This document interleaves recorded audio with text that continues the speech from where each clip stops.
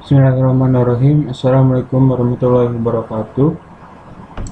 Perkenalkan, nama saya Muhammad Lukman Naufal dengan NR 14 2018-057. Saya berasal dari program studi Teknik Kimia. Di sini saya akan sedikit menjelaskan mengenai proportional derivative controller dan aplikasi di industri maupun skema sederhana dari proportional derivative controller. Langsung saja masuk ke materinya. Mengenai pengenalan, dari sistem pengendalian adalah elemen aktif dalam sistem pengendalian yang menerima informasi dari pengukuran dan membuat tindakan yang sesuai untuk mengatur nilai manipulatif variabel. Pengaturan manipulatif variabel sangat bergantung pada control law yang ditetapkan secara otomatis pada controller tersebut. Dari beberapa controller yang ditetapkan pada sistem pengendalian adalah terdapat dari P yang artinya proporsional, I integral, dan D derivatif.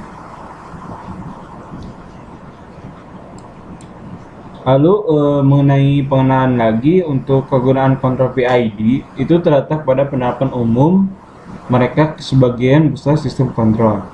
Lalu ketika matematika tanaman tidak diketahui, oleh karena itu model desain analitis tidak dapat digunakan.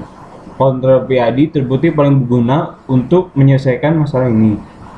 Itu pada sistem kontrol proses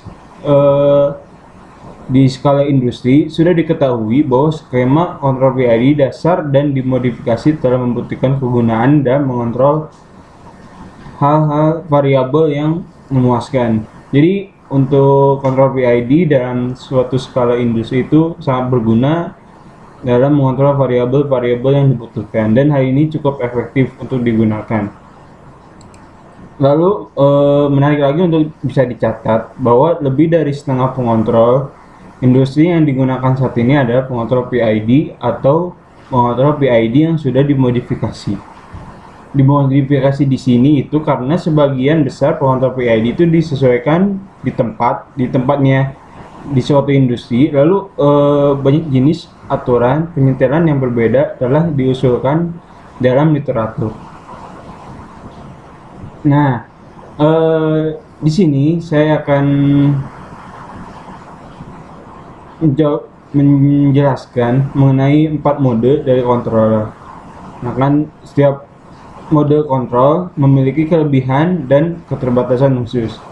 Nah, di sini terbagi menjadi 4 mode dari suatu kontrol itu. Lalu yang pertama ada proporsional yang disingkat P, atau lalu ada proporsional integral untuk PI, lalu ada proporsional derivatif atau PD, dan proporsional integral derivatif atau PID. Nah, pada kesempatan ini saya akan mencoba untuk menjelaskan proporsional derivatif. Langsung ke slide selanjutnya. Nah, proporsional derivatif controller. Dari penjumlahan output dari kontrol ini meliput proporsional dan derivatif controller.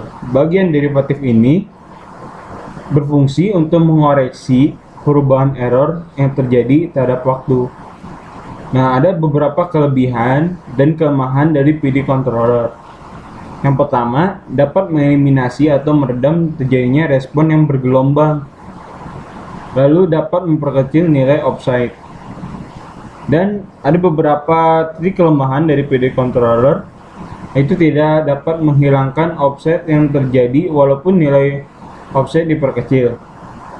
Lalu ada syarat PD controller agar mendapat respon yang diinginkan, yaitu mengetahui fungsi transfernya, menambah nilai KP sesuai respon sistem, lalu menambah nilai KD sehingga diperoleh kinerja yang diinginkan.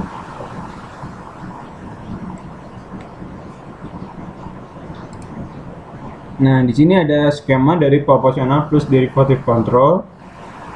Yang pertama dari reference dari umpan RT hingga jadinya output berupa CT dan feedback, dan terjadi sebuah feedback yang masuk dalam sistem BT. Dan persamaan di sini CPD T sama dengan KP pangkat T tambah KD DE per DT. Jadi T di sini adalah berupa skala waktu. Lalu ada fungsi transfer yang dapat dituliskan sebagai CPD S per E disama dengan KP tambah KD pangkat S, KDS. Lalu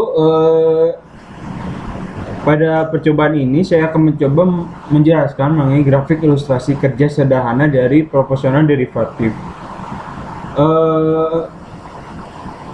Saya mencoba menjelaskan ilustrasi berdasarkan kompor valve dari gas kompor. Di sini mula-mula temperatur air 30 derajat Celcius lalu dipanaskan menjadi 60 derajat Celcius. Nah, karena terjadi dinamika proses pada saat pemanasan, jika api dibiarkan kecil, maka pemanasan akan menjadi lama. Sebaliknya, jika api besar dapat menyebabkan temperatur mencapai set point paling efektif adalah memperbesar di awal lalu diturunkan sedikit demi sedikit hingga temperatur mencapai titik didih yang diinginkan. Nah, dalam kurva waktu nilai diilustrasikan dalam bukaan valve gas di kompor hanya pengendali derivatif yang memiliki karakteristik tersebut. Nah, di sini valve kompor ini yang dikendalikan untuk mengatur jumlah bukaan valve yang baik sehingga terjadi pemanasan yang efektif. Lalu ada respon dari sistem pengendalian terhadap proporsional derivative control.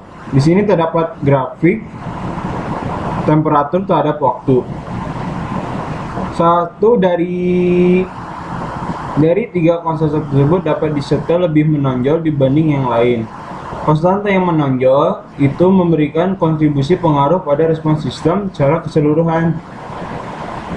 Atau dalam arti ini masalah stabilitas dari overshoot yang muncul ketika pengontrol proporsional digunakan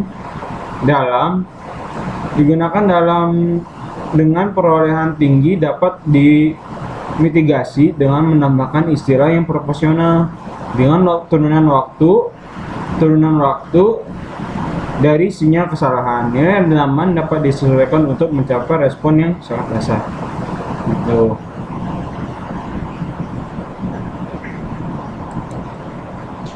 Lalu di sini mengenai grafik tadi, semakin tinggi tingkat sinyal kesalahan perubahan, semakin cepat elemen kontrol akhir diposisikan ke nilai yang diinginkan. Lalu tindakan derivatif yang ditambahkan mengurangi overshoot awal dari variabel yang diukur dan karena membantu dalam menstabilkan proses yang lebih cepat. Modul kontrol ini disebut kontrol proporsional plus derivatif karena bagian turunan merespon laju perubahan sinyal dari kesalahan. Mungkin cukup sekian penjelasan dari saya. Kurang lebihnya mohon maaf karena kita sama-sama saling belajar. Jika ada kesalahan mohon koreksi dalam komentar. Terima kasih. Jangan lupa like dan subscribe. Terima kasih. Wassalamualaikum warahmatullahi wabarakatuh.